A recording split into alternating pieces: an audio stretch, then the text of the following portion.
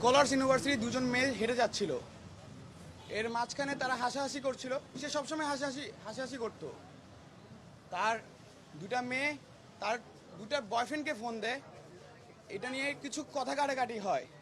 ক্যাম্পাসের সামনে কথা কাটাকাটির মাঝখানে প্রক্টর অফিসে নিয়ে যাওয়া হয় তাদেরকে। প্রক্টর অফিস থেকে সুন্দর মতো প্রক্টর বডি মীমাংসা করে দেয়। মীমাংসা করার পরে দুজনের দিকে চলে যায়। তার কিছুক্ষণ প্রক্টর বডির মাঝখানে দুজন ছেলে পিয়াস আর মেরাজ, ওরা প্রক্টর বডির অফিস রুমের মধ্যে তারা হুমকি দিয়ে থাকে।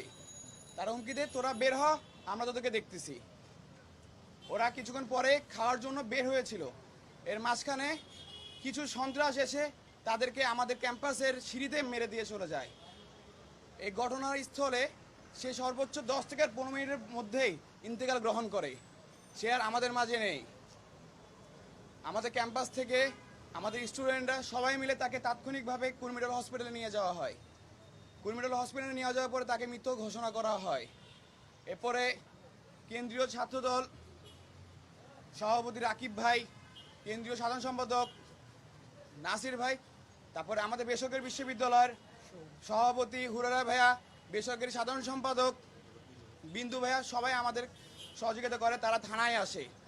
আমাদের ভার্সিটি কর্তৃপক্ষ থেকে রেজিস্ট্রার স্যার আমাদের সাথে থানায় যায়। থানায় যাওয়ার পরে স্যার, তারপরে ভাইয়ারা সবাই ছিল, তারা শুধু একটা কথাই বলছে, যেন সুষ্ঠু তদন্ত হয়ে থাকে।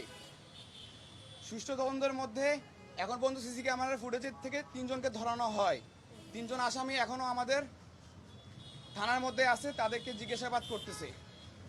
আমি শুধু এটুকুই আপনাদের কাছে বলবো, আমাদের একটা ছোট ভাই চলে গেছে, এরকম আরও অনেক ছোট ভাই চলে যাবে সন্ত্রাসীর হাতে। কোন সন্ত্রাসী এগুলো করেছে আমি শুধু জোর দাবি জানাবো, তাদের যেন আয়ত্ত নিয়ে আসা হয়, তাদেরকে যেন উচ্চ শাস্তি দেওয়া হয়, কারণ আর যেন কোনো মায়ের কোল যেন ফাঁকা না হয়। আমি এ দাবি, এ প্রত্যাশা